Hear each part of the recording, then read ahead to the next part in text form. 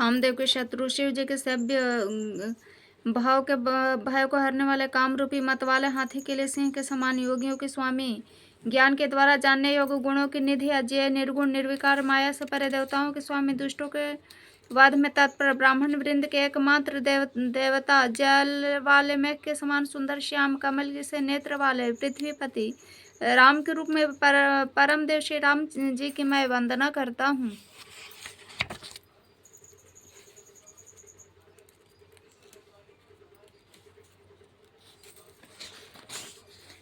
शंख और चंद्रमा से कांति के अत्यंत सुंदर शरीर वाले, व्याघ्र चमड़े के वस्त्र वाले, काल के समान भयानक सर्पों का भूषण धारण करने वाले, गंगा और चंद्रमा के प्रेमी, काशीपति, कलयुग के पाप समूह का नाश करने वाले, कल्याण के कल्प वृक्ष, गुणों के निधान और कामदेव को भस्म करने वाले पार्वती पति वंदनीय श्री शंकर जी को मैं नमस्कार करता हूँ, जो सत्पुरुषों का अत्यंत दुर्लभ कैवल्य मुक्ति पद दे डालते हैं और जो दुष्टों को दंड देने वाले वे कल्याणकारी श्री शंभु मेरे कल्याण का विस्तार करें। लव लिमिश परमाणु वर्ष युग कल्प जिनके प्रचंड बाण है और काल जिनका धनुष है मन तू उन श्री राम जी को क्यों नहीं भजता। समुद्र के वचन सुनकर प्रभु श्री राम जी ने मंत्रियों को बुलाकर कहा, ऐसा कहा कि अब विलंब न कीजिए, है तैयार पुल तैयार करो जिसमें सेना उतरे। जामवंत ने हाथ जोड़ा और कहा, है रघुकुल के ध्वजा स्वरूप श्री राम जी सुनिए, है नाथ सेतु तो आपका नाम ही है जिस पर चढ़कर जिसका आश्रय लेकर मनुष्य संसार रूपी समुद्र से पार हो जाते हैं। फिर छोटा सा समुद्र पार करने में कितनी देर लगेगी। ऐसा सुनकर फिर पवन कुमार हनुमान जी ने कहा, प्रभु का प्रताप भारी बड़वानल के समान है, इसने पहले समुद्र के जल को सोख लिया था, परंतु आपके शत्रुओं की स्त्रियों के आंसू के धारा से वह फिर भर गया, उसी से खारा भी हो गया। हनुमान जी के यह अत्यंत युक्तिपूर्ण सुनकर वानर रघुनाथ जी की ओर देखकर हर्षित हो गए। जामवंत ने नल नील दोनों भाइयों को बुलाकर उन्हें सारी कथा कह सुनाई और कहा, मन में श्री राम जी के प्रताप को स्मरण करके सेतु तैयार करो। प्रभु प्रताप से कुछ भी परिश्रम नहीं होगा। फिर वानरों के समूह को बुला लिया और कहा, आप सब लोग मेरी विनती सुनिए, अपने हृदय में श्री राम जी के चरण कमलों को धारण कीजिए। सब भालू वानर एक खेल कीजिए। विकट वानरों के समूह आप दौड़ जाए, वृक्ष तथा पर्वतों के समूह को उखाड़ लिया। सुनकर वानर भालू हुंकार करके श्री रघुनाथ जी के प्रताप समूह की अथवा प्रताप के पुंज श्री राम जी के जयकार करते हुए चले। वह ऊंचे ऊंचे पर्वतों वृक्षों को खेल की तरह उखाड़ लेते हैं और लाकर नल नील को देते हैं, अच्छी तरह गाढ़ कर सेतु बनाते हैं। बानर बड़े बड़े पहाड़ ला कर देते हैं, नल नील उन्हें गेंद की तरह ले लेते हैं। सेतु की अत्यंत सुंदर रचना देखकर कृपा सिंधु श्री राम जी हंसकर वचन बोले, यह यहाँ की भूमि परम रमणीय है और उत्तम है, इसकी असीम महिमा वर्णन नहीं की जा सकते। मैं यहाँ शिव जी का स्थापना करूंगा, मेरे हृदय में महान संकल्प है। श्री राम जी के वचन सुनकर वानरराज सुग्रीव बहुत से दूत भेजे, जो सब श्रेष्ठ मुनियों को बुला कर लेकर आए। शिवलिंग की स्थापना करके विधि पूर्वक उसका पूजन किया। शिव जी के समान मुझको दूसरा कोई प्रिय नहीं है। जो शिव से द्रोह करता है वह मेरा भक्त कहलाता है, वह मनुष्य अपने में भी मुझे नहीं पाता। शंकर जी से विमुख होकर जो मेरी भक्ति चाहता है वह नरकगामी मूर्ख और अल्प बुद्धि है। जिनको शंकर जी प्रिय हो, परंतु जो मेरे द्रोही हैं एवं जो शिव जी के द्रोही वे मेरे दास बनना चाहते वो मनुष्य कल्प भर घोर नरक में निवास करते हैं। जो मनुष्य मेरे स्थापित किए हुए से और रामेश्वर जी का दर्शन करेंगे वे शरीर छोड़कर मेरे लोक को जाएंगे। और जो गंगा जल लाकर इन पर चढ़ावेगा वह मनुष्य सायु मुक्ति पावेगा, अर्थात मेरे साथ एक हो जाएगा।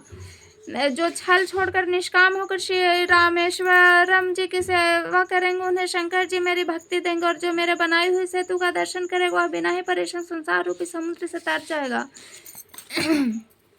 श्री राम जी के वचन सबके मन को अच्छा लगे तदंतर वे श्रेष्ठ मुनि अपने अपने आश्रमों को लौट गए। हे पार्वती, श्री रघुनाथ जी की यह रीति है कि वे शरणागत पर सदा प्रीति करते हैं। चतुर नल और नील ने सेतु बांधा। श्री राम जी की कृपा से उनका यह उज्ज्वल यश सर्वस्त्र फैल गया। पत्थर आप डूबते हैं और दूसरों को डुबा देते हैं, वही जहाज के समान तैरने वाले हो गया है। न तो समुद्र की महिमा का वर्णन किया गया है, न पत्थरों का गुण, न ही वानरों की ही कोई करामात है। श्री रघुवीर के प्रताप से पत्थर भी समुद्र पर तैर गए। ऐसा श्री राम जी को छोड़कर जो किसी दूसरे स्वामी को जाकर भजते हैं निश्चय ही मंद बुद्धि है। नल नील सेतु बांध कर उसे बहुत मजबूत बनाया। देखने पर वह कृपा निधान श्री राम जी के वन को बहुत ही अच्छा लगा। सेना चल जिसका वर्णन नहीं हो सकता। योद्धा बानरों के समुदाय गरज रहे हैं। कृपालु श्री रघुनाथ जी सेतु बांध के तट पर चढ़कर समुद्र का विस्तार देखने लगे। करुणाकंद प्रभु के दर्शन के लिए सब जलचरों के समूह प्रकट हो गए। बहुत तरह के मगर, नाग, मक्ष, सर्प, घड़ियाल, जिनके 100 योजन के बहुत बड़े बड़े विशाल शरीर थे। कुछ ऐसे भी जंतु जो उनको भी खा जाए, किसी के डर से तो वे भी डर रहे थे। वे सब वैर भुलाकर प्रभु के दर्शन कर रहे हैं। हटाने से भी नहीं हटते। सबके मन हर्षित थे, सब सुखी हो गए। उनके आड़ के कारण जल नहीं दिखाई पड़ता। वे सब भगवान का रूप देखकर प्रेम में मग्न हो गए। प्रभु श्री राम जी की आज्ञा पाकर सेना चली। वानर सेना की विपुलता को कौन कह सकता है। सेतु बंधन पर बड़ी भीड़ हो गई। इससे कुछ वानर आकाश मार्ग से उड़ने लगे। दूसरे ही जलचर जीवों पर चढ़कर पार जा रहे हैं। कृपालु श्री रघुनाथ जी दोनों भाई ऐसा कौतुक देखकर हंसते हुए चले। श्री रघुवीर सेनापति समुद्र के पार हो गए। वानरों उनके सेनापतियों की भीड़ कहीं नहीं जा सकती। प्रभु के समुद्र के पार डरा डाला। सब वानरों को आज्ञा दी कि तुम जाकर सुंदर फल फूल खाओ। सुनते ही ऋषि वानर जहाँ तहाँ दौड़े। श्री राम जी के हित के लिए सब वृक्ष कुऋतु समय की गति छोड़कर फल उठे। वानर भालू मीठे मीठे फल खा रहे हैं, वृक्षों को हिला रहे हैं, पर्वतों के शिखरों को लंका की ओर फेंक रहे हैं। घूमते फिरते जहाँ कहीं भी राक्षस पा जाते हुए सब उन्हें घेर कर खूब नाच नचाते हैं और दांतों से उनके नाक कान काट कर प्रभु का सुयश कहकर तब उन्हें जाने देते हैं। जिन राक्षसों के नाक और कान काटे गए उन्होंने रावण से सब समाचार कहा। समुद्र पर सेतु बांधा। अचानक कानों से सुनते ही रावण घबराकर 10 मुखाओं से बोल उठा।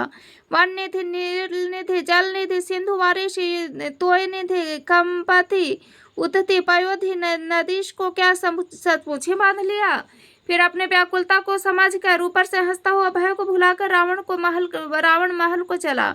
मंदोदरी ने सुना कि प्रभु श्री राम जी आ गए। उन्होंने खेल में ही समुद्र को बंधवा लिया है। तब वह हाथ जोड़कर पति को अपने महल में लाकर मनोहर वाणी बोली। चरणों में सिर नवाकर उसने अपना आंचल पसारा। कहा है प्रियतम, क्रोध त्याग कर मेरा वचन सुनिए। हे नाथ, वैर उसके साथ करना चाहिए जिसे बुद्धि और बल के द्वारा जीत सके। आपस में आप में और श्री रामकृष्णनाथ जी में निश्चय ही कैसा अंतर, जैसे जुगनी और सूर्य में।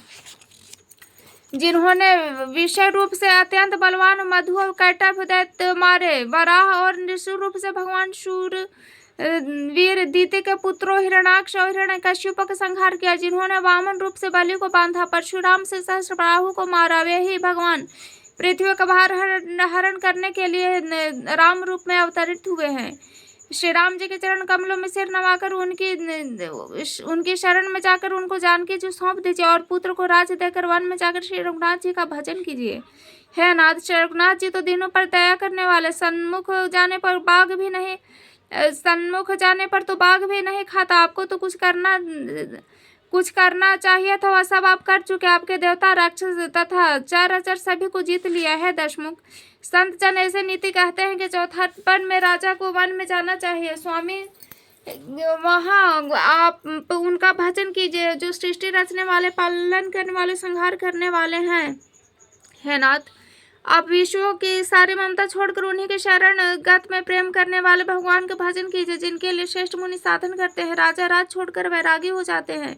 वही कौशलाधीश श्री रघुनाथ जी आप पर दया करने आए हैं। हे प्रियतम, यदि आप मेरी सीख मान लेंगे तो आपका अत्यंत पवित्र सुयश ऐश तीनों लोकों में फैल जाएगा। ऐसा कहकर नेत्रों में करुणा का जल भरकर पति के चरण पड़कर कांपते हुए शरीर से मंदोदरी ने कहा, हे नाथ, श्री रघुनाथ जी का भजन कीजिए जिससे मेरा सुहाग अचल हो जाए। तब रावण ने मंदोदरी को उठाया और वह दुष्ट उसे अपने प्रभुता कहने लगा, हे प्रिय सुन, तू व्यर्थ ही भय मान रखा है। बता, तू जगत में मेरे समान योद्धा कौन है। वरुण, कुबेर, पवन, यमराज आदि सब दिक्पालों तथा काल को भी मैं अपने भुजाओं के बल से जीत रखा है। देवता, दानव, मनुष्य सभी मेरे वश में। फिर तुझको यह भय किस कारण उत्पन्न हो गया। मंदोदरी उसे बहुत प्रकार से समझा कर कहा, किंतु उसने एक भी बात न सुनी और फिर वह सभा में जाकर बैठ गया। मंदोदरी हृदय में ऐसा जान लिया कि काल के वश होने से पति को अभिमान हो गया है। सभा में आकर उसने मंत्रियों से पूछा कि शत्रु के साथ किस प्रकार से युद्ध करना होगा। मंत्री कहने लगे, है राक्षसों के नाथ, है प्रभु सुनिए, आप बार बार क्यों पूछते हैं? कहिए तो ऐसा कौन सा बड़ा भय है जिसका विचार किया जाए? मनुष्य और बानर भालू तो हमारे भोजन की सामग्री है। कानों से सबके वचन सुनकर रावण का पुत्र प्रहस्त हाथ जोड़कर कहने लगा, है प्रभु, नीति के विरुद्ध कुछ भी नहीं करना चाहिए। मंत्रियों में बहुत ही थोड़ी बुद्धि है। वे सभी मूर्ख खुशामती मंत्री ठकुर सुहाई कर रहे हैं। नाथ, इस प्रकार की बातों से पूरा नहीं पड़ेगा। एक ही बंदर समुद्र ला कर आया, उसका चरित्र सब लोग अब भी मन मन गाया करते हैं। उस समय तुलसी, तुम लोगों में से किसी को भूख न थी? बंदर तो तुम्हारा भोजन ही है, फिर नकर चलाते समय उसे पकड़कर क्यों नहीं खा लिया? इन मंत्रियों ने स्वामी को ऐसी सम्मति सुनाई जिसे सुनने में अच्छी है, पर जिसे आगे चलकर दुख पाना होगा, जिसमें खेल खेल में ही समुद्र को बंधा लिया, जो सेना सहित सुमेरु पर्वत पर आ उतरा है। भाई, कहो वह मनुष्य है जिसे कहते हो कि हम खा लेंगे? सब गाल फुला फुला कर पागलों की तरह वचन कह रहे हैं। हे तात, मेरे वचन को बहुत आदर से सुनिए। मुझे मन में कायर न समझ लीजिएगा। जगत में ऐसा मनुष्य झुंड के झुंड हैं जो प्यारी बात सुनते हैं और कहते हैं, प्रभु, सुनने में कठोर परंतु परिणाम में परम हितकारी वचन तो सुनते हैं और कहते हैं, जो वे मनुष्य बहुत ही थोड़े हैं। नीति सुनिए, इसके अनुसार पहले दूत भेजिए और फिर सीता को देकर श्री राम जी से प्रीति कर लीजिए। यदि वे स्त्री पाकर लौट जाए तब व्यर्थ झगड़ा न बढ़ाइए, नहीं तो यह है तात सम्मुख युद्ध भूमि में उनसे हट पूर्वक मार काट कीजिए। हे प्रभु, यदि आप मेरी बात यह सम्मति मानेंगे तो जगत में दोनों प्रकार से आपका सुयश होगा। रावण ने गुस्से में भरकर पुत्र से कहा, अरे मूर्ख, तुझे ऐसे बुद्धि किसने सिखाई? अभी हृदय से संदेह भय हो रहा है कि हे पुत्र, तू तो बांस के जड़ में घमोई हुआ। पिता की अत्यंत घोर और कठोर वाणी सुनकर प्रहस्त एक कड़े वचन कहता हुआ घर को चला गया। हित की सलाह आपको कैसे नहीं लगती? जैसे मृत्यु के वश हुए रोगी को दवा नहीं लगती। संध्या के समय जानकर रावण अपनी विषी भुजाओं को देखता हुआ महल को चला। लंका की चोटी पर एक अत्यंत विचित्र महल था। वहां नाच गान का अखाड़ा जमता था। रावण उस महल में जाकर बैठ गया। किन्नर उनके गुण समूह को गाने लगे। ताल करताल, पंखाबाज और वीणाबाज रहे। नृत्य में प्रवीण अप्सराएं नाच रही है। वह निरंतर सैकड़ों इंद्रों के समान भोग विलास करता है। यद्यपि अत्यंत प्रबल शत्रु सिर पर, फिर भी उसको न तो चिंता है और डर ही है। वह श्री रघुवीर सुबेल पर्वत पर सेना की बड़ी भीड़ के साथ उतरे। पर्वत का एक बड़ा बहुत ऊंचा परम रमणीय समतल, विशेष रूप से उज्जवल शिखर देखकर वह लक्ष्मण जी ने वृक्ष को कोमल पत्ते और सुंदर फूल अपने हाथों से सजाकर बिछा दिए। उस पर सुंदर और कोमल मृग छाला बिछा दी। उसके आसन पर कृपालु श्री राम जी विराजमान थे। प्रभु श्री राम जी वानर राज सुग्रीव की गोद में अपना सिर रखे हैं। उनकी बाईं ओर धनुष तथा दाहिनी ओर तरकस से वे अपने दोनों कर कमलों से बाण सुधार रहे हैं। विभीषण जी कानों से लगाकर सलाह कर रहे हैं। परम भाग्यशाली अंगद और हनुमान अब अनेकों प्रकार से प्रभु के चरण कमलों को दबा रहे हैं। लक्ष्मण जी कबर में तरकस कसे, हाथों में धनुष बाण लिए वीरासन से प्रभु के पीछे सुशोभित हैं। इस प्रकार कृपा रूप गुणों के धाम श्री राम जी विराजमान है। मनुष्य धन है जो सदा इस ध्यान में लौ लगाए रहते हैं। पूर्व दिशा की ओर देखकर प्रभु श्री राम जी चंद्रमा को उदय हुआ देखा। तब वे सबसे कहने लगे, चंद्रमा को तो देखो, कैसा सिंह के समान निडर है। पूर्व दिशा रूपी पर्वत की गुफा में रहने वाले अत्यंत प्रताप, तेज और बल की राशि है। चंद्रमा रूपी सिंह अंधकार रूपी मत वाले हाथी के मस्तक को विदीर्ण करके आकाश रूपी वन में निर्भय विचर रहा है। आकाश में बिखरे हुए तारे मोतियों के समान जो रात्रि रूपी सुंदर स्त्री के श्रृंगार है। प्रभु ने कहा, भाइयों, चंद्रमा में जो कालापन हुआ, क्या अपने बुद्धि के अनुसार कहो। सुग्रीव ने कहा, रघुनाथ जी सुनिए, चंद्रमा में बुद्धि का छाया दिखाई दे रही। किसी ने कहा चंद्रमा को राहु ने मारा था, वही चोट का निशान हृदय पर पड़ा है। कोई कहता है कोई कहता है ब्रह्मा ने कामदेव की स्त्री रति का मुख बनाया, तब उसने चंद्रमा का सार भाग निकाल दिया, जिससे रति का मुख तो परम सुंदर बन गया, परंतु चंद्रमा के हृदय में छेद हो गया। वही छेद चंद्रमा के हृदय में वर्तमान है, जिसकी राह से आकाश के काले छाए उसमें दिखाई पड़ते हैं। प्रभु श्री राम जी ने कहा, विष चंद्रमा का बहुत प्यारा भाई है, इसी से उसने विष को अपने हृदय में स्थान दे रखा है। विषयुक्त अपने किरण समूह का फैलाकर वियोगी नर नारियों को जलाता रहता है। हनुमान जी ने कहा, प्रभु सुनिए, चंद्रमा आपका प्रिय दास है। आपकी सुंदर श्याम मूर्ति चंद्रमा के हृदय में बसती है। वही श्यामलता की झलक चंद्रमा में है। पवन पुत्र हनुमान जी के वचन सुनकर सुजान श्री राम जी हंसे और फिर दक्षिण की ओर देखकर कृपाधान बोले, है विभीषण, दक्षिण दिशा की ओर तो देखो, बादल कैसा घुमड़ रहा है, बिजली चमक रही है, भयानक बादल मीठे मीठे स्वर से गरज रहे, कहीं कठोर ओलों की वर्षा न हो। विभीषण ने कहा, है कृपालु, सुनिए, यह न तो बिजली है न बादलों की घटा, लंका की चोटी पर एक महल है। दशग्रीव रावण वहां अखाड़ा देख रहा है नाच गान का। रावण ने सिर पर मेघ डंबर, बादलों के डंबर जैसा विशाल और काला छत्र धारण कर रखा है। वही मानो बादलों की अत्यंत काली घटा है। मंदोदरी के कानों में जो कर्ण फूल हिल रहे हैं, हे प्रभु, वही मानो बिजली चमक रही है। हे देवताओं के सम्राट, सुनिए, अनुपम ताल और मृदंग बज रहे हैं, वही मधुर ध्वनि है। रावण का युमान समझकर प्रभु मुस्कुराए। उन्होंने धनुष चढ़ाकर उस पर बाण का संधान किया और एक ही बाण में रावण के छत्र, मुकुट और मंदोदरी का कर्ण फूल काट गिराए। सबके देखते देखते वे जमीन पड़े, पर इसका भेद किसी ने नहीं जाना कि ऐसा चमत्कार करके श्री राम जी का बाण वापस आकर तरकब में जा घुसा। यह महान रस भंग देखकर रावण की सारी सभा भयभीत हो गई। न भूकंप हुआ, न बहुत जोर की हवा चली, न कोई अस्त्र ही नेत्रों से देखे। सभी अपने अपने हृदय में सोच रहे हैं कि यह बड़ा भयंकर अपशगुन हुआ। सभी सभा को भयभीत देखकर रावण हंसकर युक्ति रचकर कहा, ये वचन क्या है, सिरों का गिरना भी जिसके लिए निरंतर शुभ होता रहा है, उसके लिए मुकुट का गिरना अपशगुन कैसा। अपने अपन घर जाकर सो रहो, डरने की कोई बात नहीं। तब सब लोग सिर नवाकर घर चले। जब से कर्ण फूल पृथ्वी पर गिरे हैं, तब से मंदोदरी के हृदय में सोच बस किया है। नेत्रों में जल भरकर दोनों हाथ जोड़कर वह रावण से कहने लगे, है प्राणनाथ, मेरी विनती सुनिए। है प्रियतम, श्री राम से विरोध छोड़ दीजिए, उन्हें मनुष्य जानकर और मन में हठ न पकड़ रहिए। मेरे इस वचनों पर विश्वास कीजिए। है रघुकुल के शिरोमणि श्री रामचंद्र जी विश्व रूप हैं। वे जिनके अंग अंग में लोगों की कल्पना करते हैं। पाताल चरण है, ब्रह्मलोक सिर है, अन्य बीच के सब लोगों का विश्राम स्थिति, जिनके अन्य भिन्न भिन्न अंगों पर भयंकर काल, जिनका भ्रिकुटी संचालन है, सूर्य नेत्र, बादलों का समूह बाल है, अश्विनी कुमार जिनकी नासिका है, रात और दिन जिनके अपार निमेष है, दसों दिशाओं कान है, वेद ऐसा कहते हैं, वायु श्वास और वेद जिनकी अपनी वाणी है, लोभ जिनका आधार है, यमराज भयानक दांत है, माया हंसी है, दिग्पाल भुजाएं हैं, अग्निमुख है, वरुण जीव है, उत्पत्ति पालन और प्रलय जिनकी ज्येष्ठा है, 18 प्रकार की असंख्य वनस्पतियां जिन्हीं के रौमावली है, पर्वत अस्थियां, नदियां, नसों का जाल है, समुद्र पेट है, नरक की जिन नीचे की इंद्रिय। इस प्रकार प्रभु विश्वमय है, अधिक कल्पना क्या किया जाए। शिव जिनका अहंकार है, ब्रह्मा बुद्धि है, चंद्रमा मन और महान विष्णु की चित्त ही उन्हें चराचर भगवान श्री राम जी मनुष्य रूप में निवास किया है। प्राणपति सुनिए, ऐसा विचार कर प्रभु से वैर छोड़कर श्री रघुवीर के चरणों में प्रेम कीजिए, जिससे मेरा सुहाग न जाए।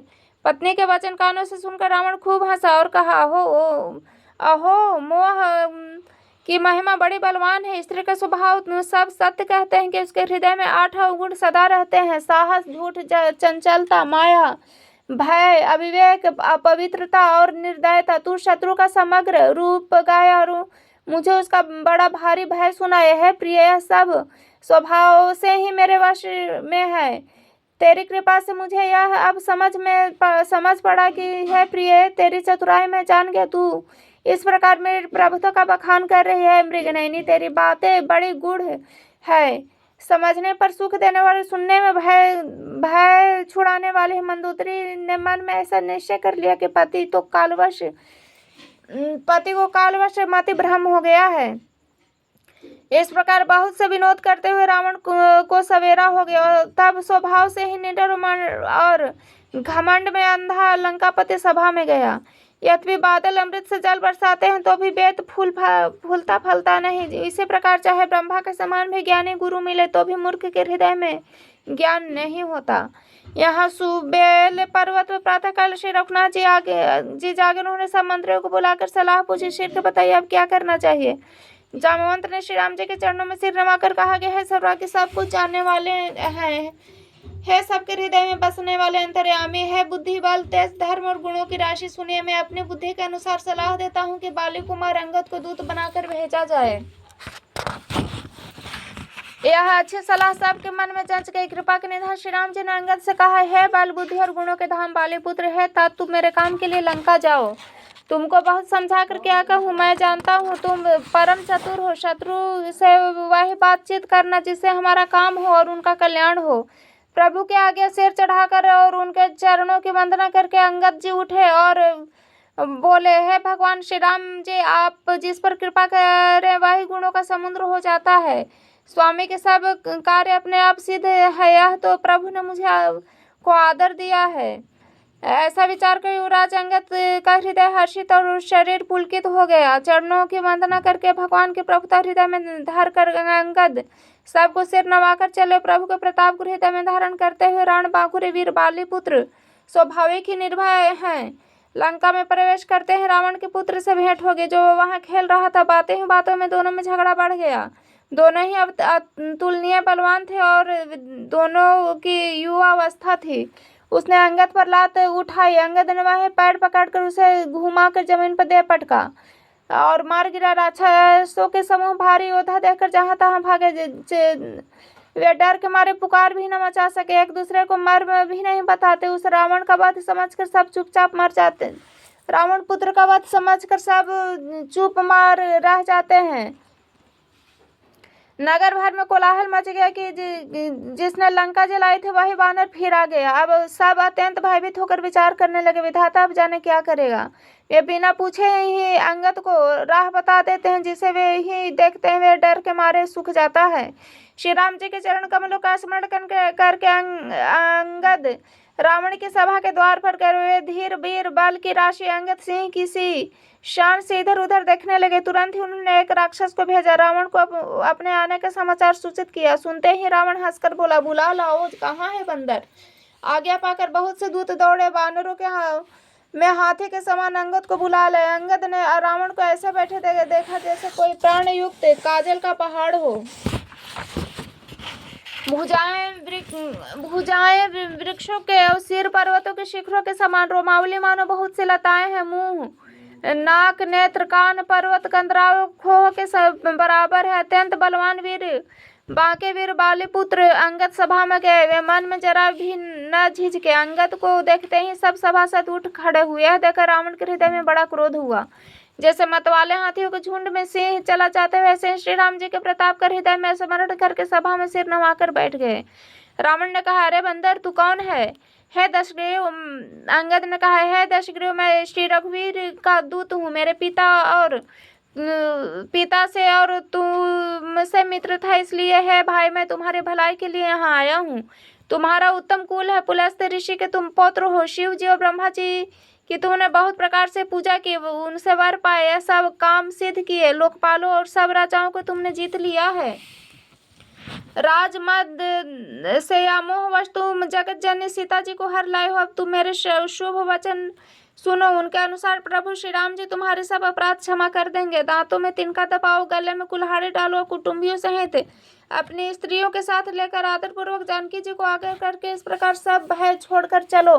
और है शरणागत के पालन करने वाले रघुवंश शिरोमणि श्री राम जी, मेरे रक्षा कीजिए। इस प्रकार आर्त पुकार सुनते हैं प्रभु तुमको निर्भय कर देंगे। रावण ने कहा, अरे बंदर के बच्चे, संभाल कर बोल। मूर्ख, तुम देवताओं के शत्रु को तूने जाना नहीं। अरे भाई, अपना और अपने बाप का नाम तो बता, किस नाते मेरी मित्रता मानता है। अंगद ने कहा, मेरा नाम अंगद है, मैं बाली का पुत्र हूँ। उनसे कभी तुम्हारी भेंट हुई थी। अंगद का वचन सुनते ही रावण कुछ सकुचा गया और बोला, हाँ मैं जान गया, मुझे याद आ गया, बाली के नाम का एक बंदर था।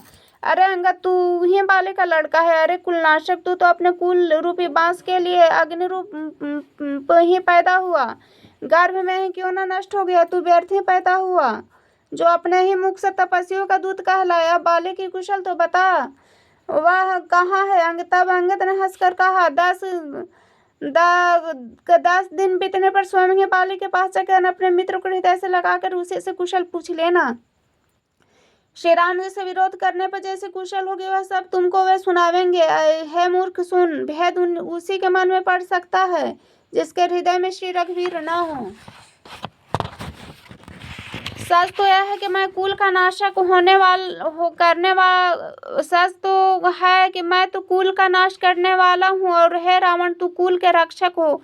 अंधे बहरे भी ऐसी बात नहीं करते। तुम्हारे तो 20 नेत्र 20 कान है। शिव ब्रह्मा आदि देवता मुनियों के समुदाय जिनके चरणों की सेवा करना चाहते हैं, उन्हीं के दूत होकर मैंने कुल को डुबो दिया। अरे ऐसी बुद्धि होने पर तुम्हारा हृदय फट नहीं जाता। वानर अंगद की कठोर वाणी सुनकर रावण आंखें तरेर कर बोला, अरे दुष्ट, मैं तेरे सब कठोर वचन इसलिए सह रहा हूँ कि मैं नीति और धर्म को जानता हूँ।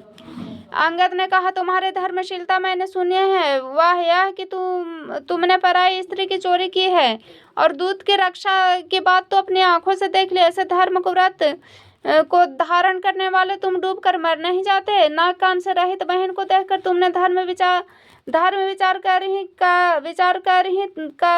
तो क्षमा कर दिया। तुम्हारे धर्मशीलता जग जाहिर है। मैं बड़ा बलवान हूँ जो मैं तुम्हारा दर्शन भाग्यवान हूँ जो मैं तुम्हारा दर्शन पाया। रावण ने कहा, अरे जड़ जंतु बानर, व्यर्थ बक बक न कर। अरे मूर्ख, मेरी भुजाएं तो देख, ये सब लोकपालों के विशाल बल रूपी चंद्रमा को गरजने के लिए राहु हैं। फिर आकाश रूपी तालाब में मेरे भुजाओं रूपी कमलों पर बस कर शिव जी सहित कैलाश के हंस समान शोभा प्राप्त हुआ है। अरे अंगद सुन, तेरी सेना में बता ऐसा कौन योद्धा है जो मुझसे भिड़ सकेगा। तेरा मालिक तो स्त्री के वियोग में बलहीन हो रहा है, उसका छोटा भाई उसी के दुख से दुखी और उदास है, और तुम और सुग्रीव दोनों नदी के तट के वृक्ष हो। मेरा छोटा भाई विभीषण, वह भी बड़ा डरपोक है। मंत्री जामवंत बहुत बुढ़ा है, अब वह लड़ाई अब क्या कर सकता है। नल तो शिल्प कर्म जानते हैं, वे लड़ना क्या जाने। हाँ, एक बानर जरूर महान बलवान है जो पहले आया था, जिसने लंका चलाई है। ऐसे वचन सुनते हैं वालिपुत्र अंगद ने कहा, हे राक्षस राज, सच्ची बात कहो, क्या उस वानर ने सचमुच तुम्हारा नगर जला दिया। रावण का नगर एक छोटे से बानर ने जला दिया। ऐसे वचन सुनकर उसे सत्य कौन कहेगा।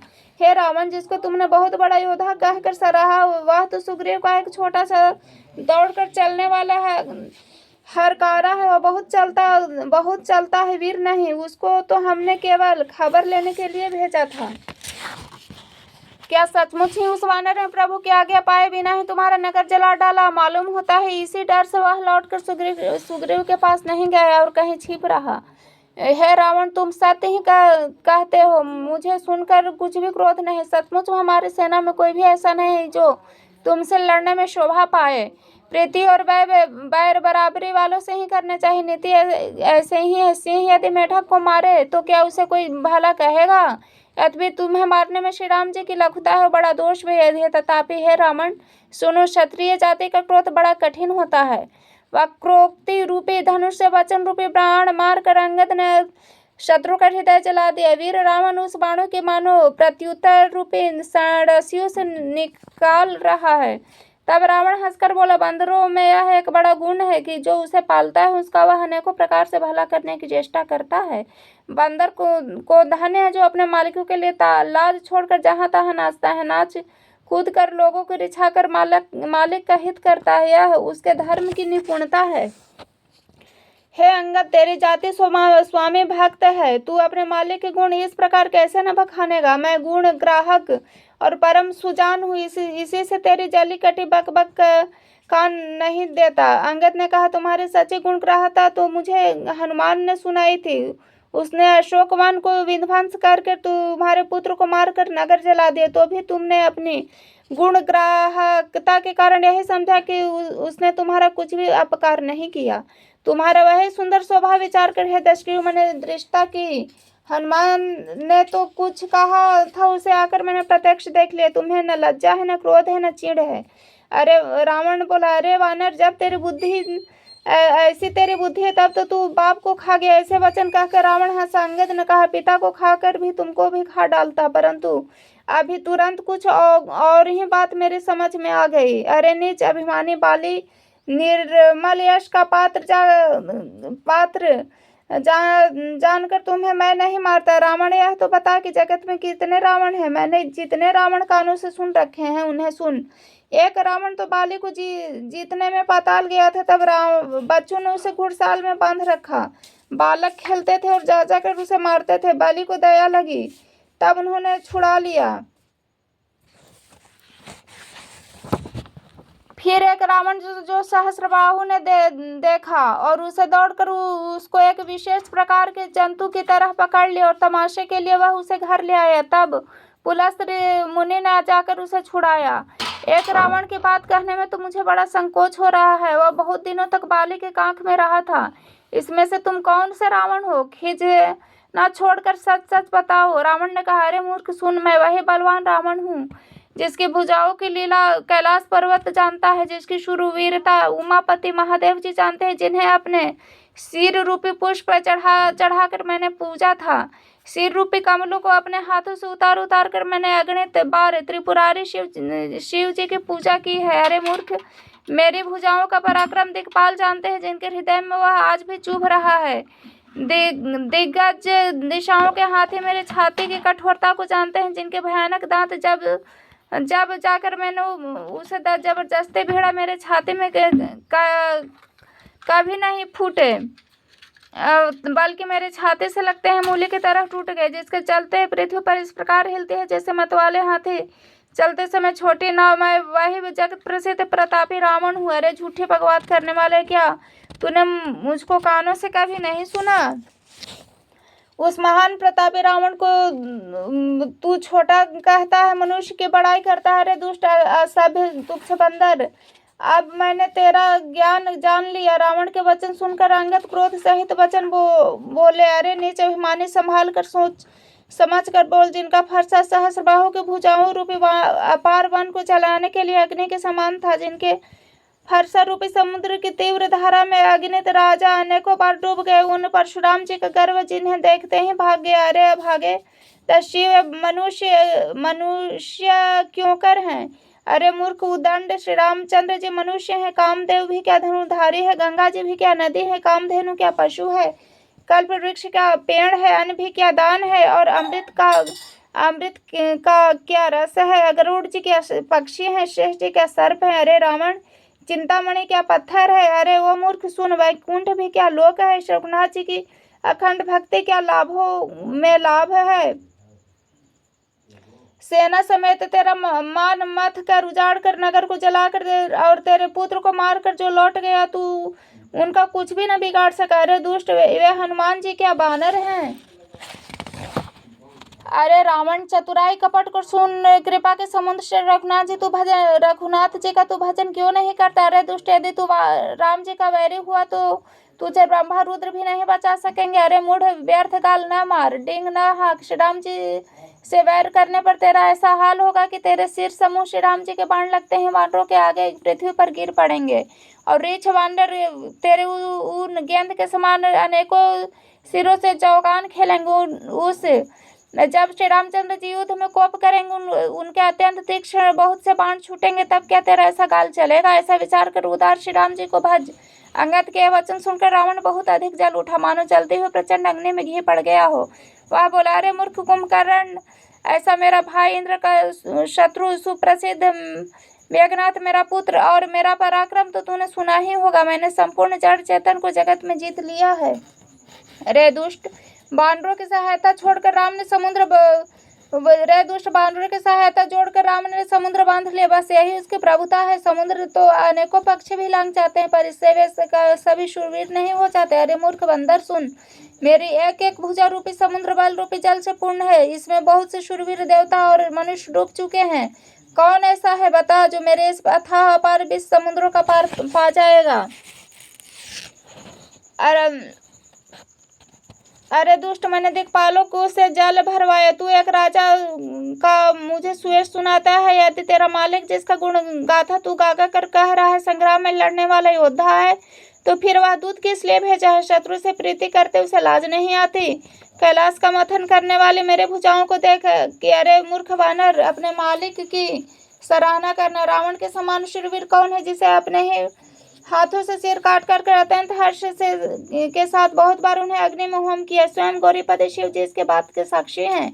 मस्तक के जलते समय जब मैंने अपने ललाटों पर लिखे हुए विधाता के अक्षर देखे, तब मनुष्य के हाथ से अपनी मृत्यु होना बाँचकर विधाता की वाणी असत्य जानकर मैं हंसे। इस बात को समझकर भी मेरे मन में डर नहीं, क्योंकि मैं समझता हूँ कि बूढ़े ब्रह्मा ने बुद्धि भ्रम से ऐसा लिख दिया। अरे मूर्ख, तू लज्जा और मर्यादा छोड़कर मेरे आगे बार बार दूसरे वीर का बल कहता है। अंगद न कह, अरे रावण, तेरे समान लज्जावान जगत में कोई नहीं। लज्जाशीलता तो तेरा सहज स्वभाव है। तू अपने मुंह से अपने गुण कभी नहीं कहता। सिर काटने और कैलाश उठाने की कथा चित्त में चढ़ी हुई है।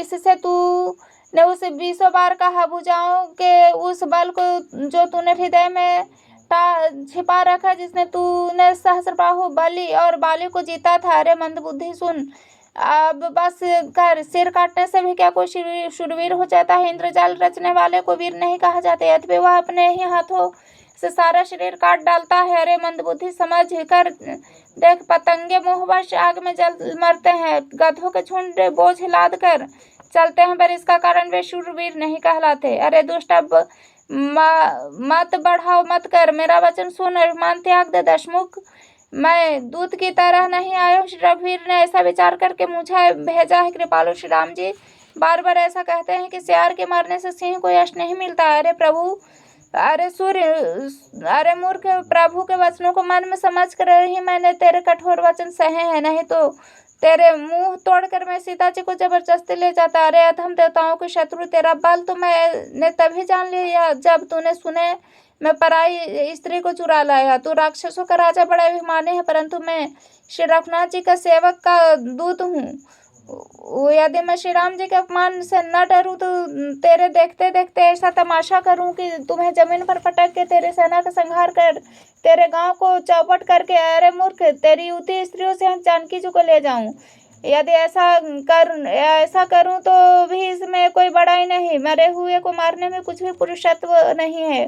वाम मार्गी, कामी, कंजूस, अत्यंत मूढ़, अति दरिद्र, बदनाम, बहुत बूढ़ा, नित्य का रोगी, निरंतर रोग युक्त रहने वाला, भगवान विष्णु से विमुख, वेद और संतों का विरोधी, अपना ही शरीर पोषण करने वाला, पराई निंदा करने वाला, पाप की खान, ये 14 प्राणी जीते जी मुर्दे के समान हैं। अरे दुष्ट, ऐसा विचार करके मैं तुझे नहीं मारता। अब तू मुझे